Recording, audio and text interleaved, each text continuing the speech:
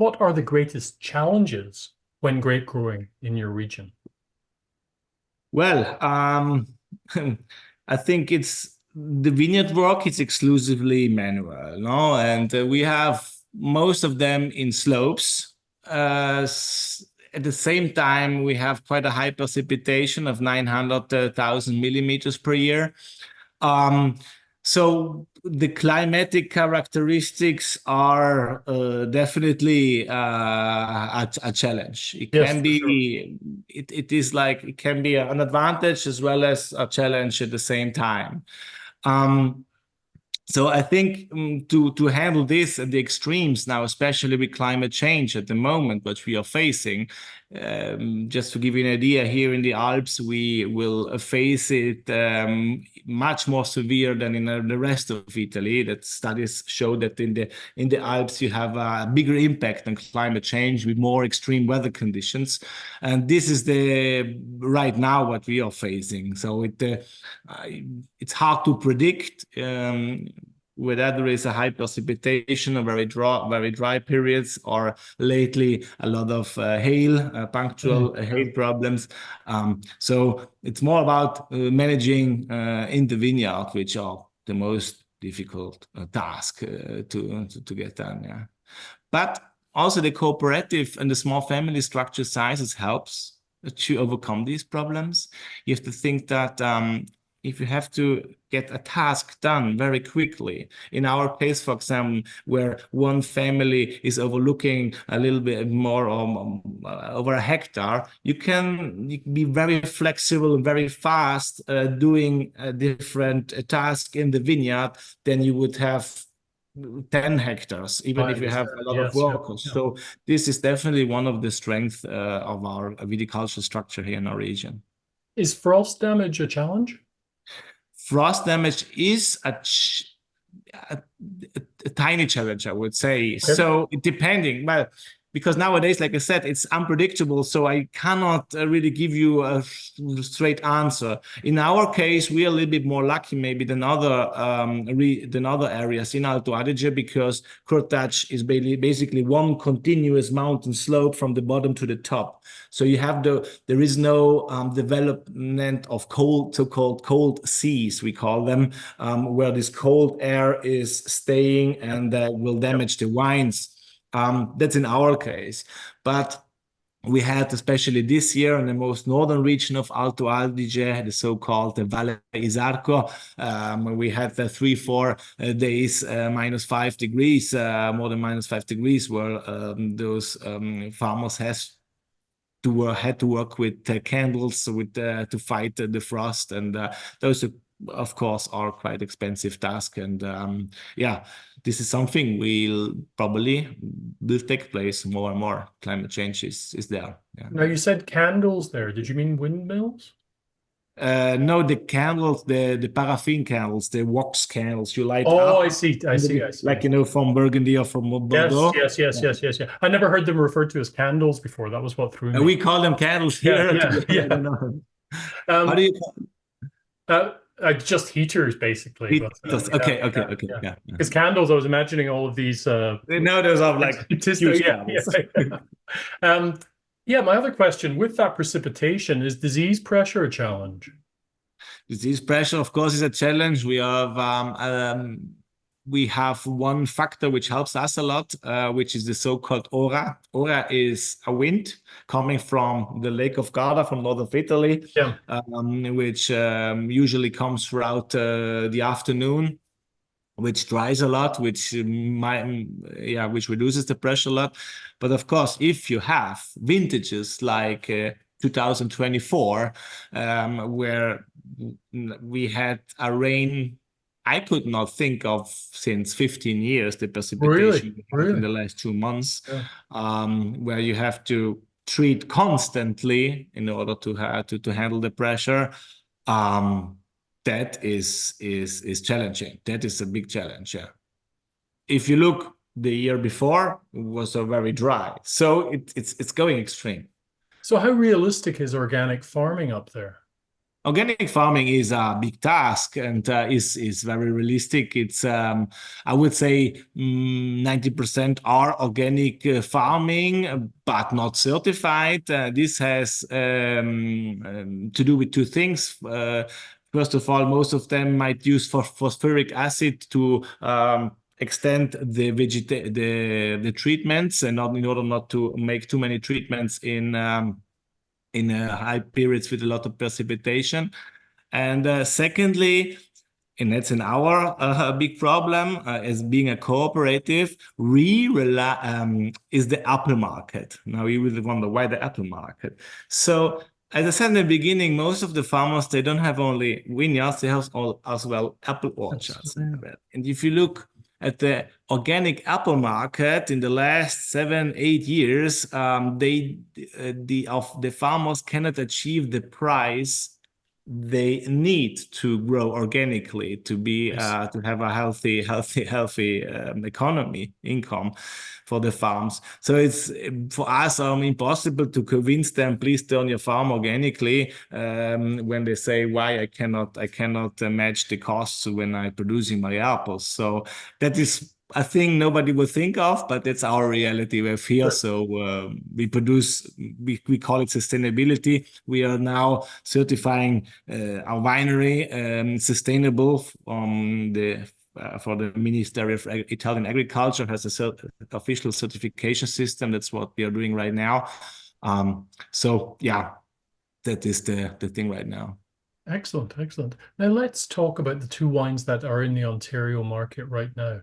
You have the 2023 Pinot Grigio and the 2022 Schiava Sonnentaler. Is that correct? Sonthaler. Sonntaler. Yeah, Sonntaler. Yeah. Sonthaler.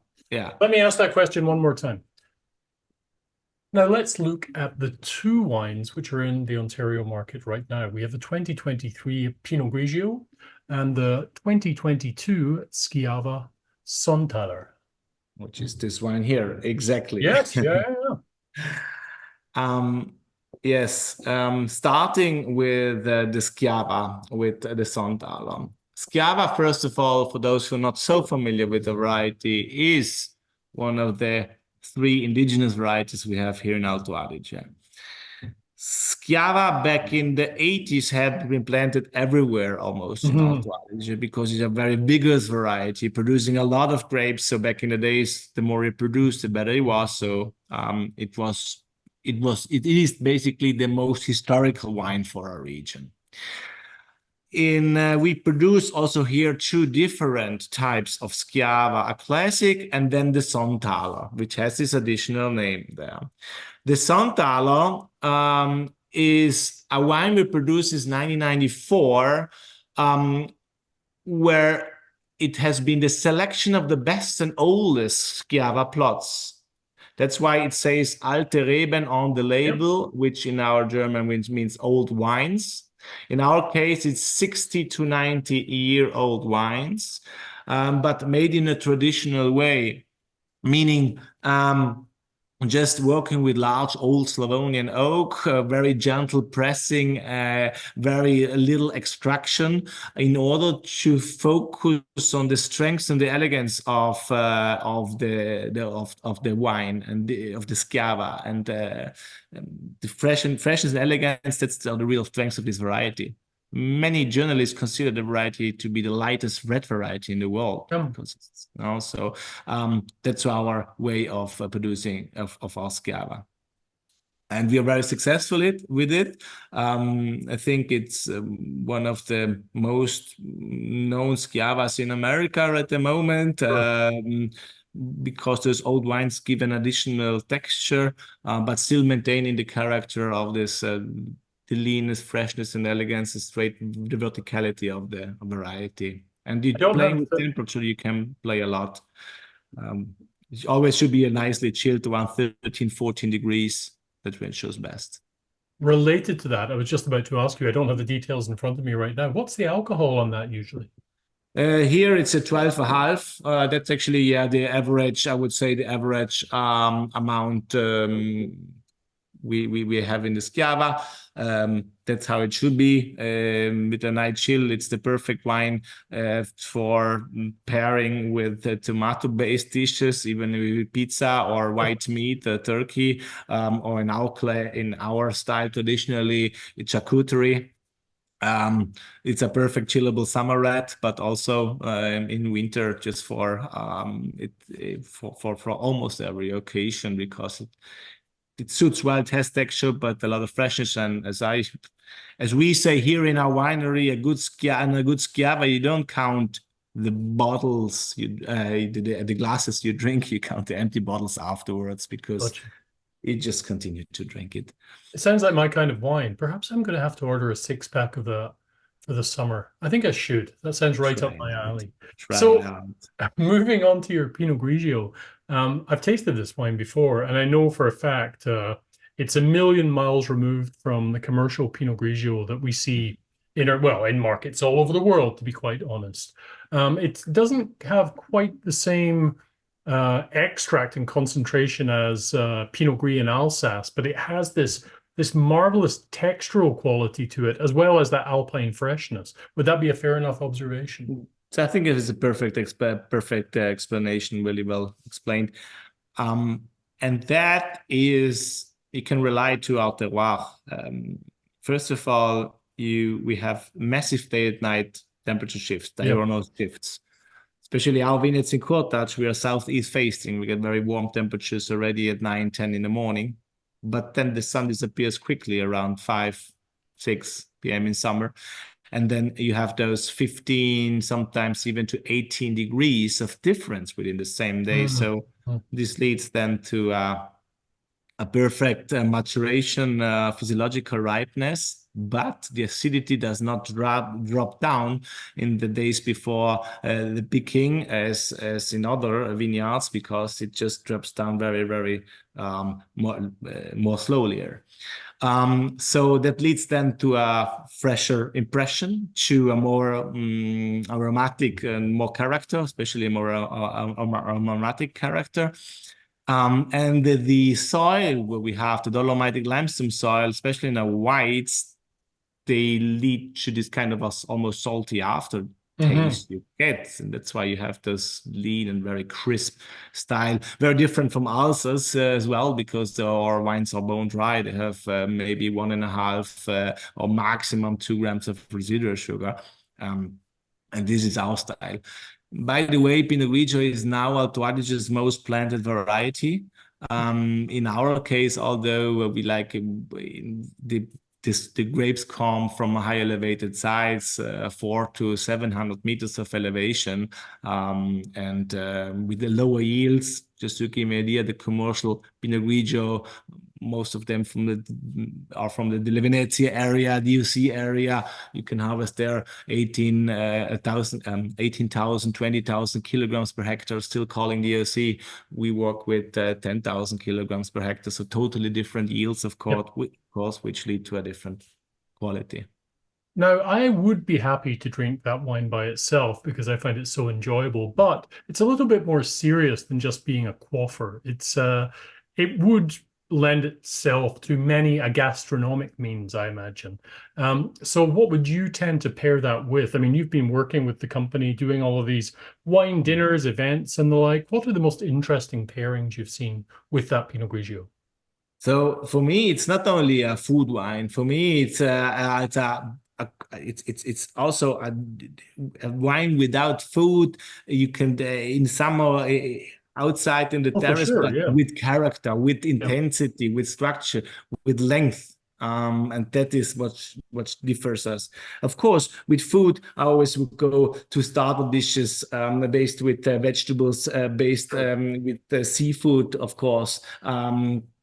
So that's why it's something serious, but still you're able to maintain a high drinking frequency, as I like High to call drinking it. frequency, yeah, that number, that mysterious number.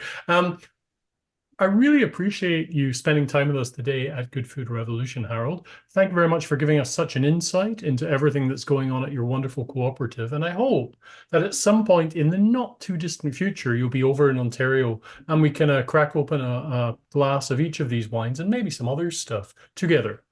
I would love to do so. Thank you very much, Jamie, for the opportunity and saying goodbye and hello to everybody in Ontario. And hopefully you can visit our wonderful place once over here. That will be even better. That would be So, fantastic. I'll see what I can do. Thanks so yeah. much for your time. Take care, Harold. Thank you very much. Bye for now. Bye-bye.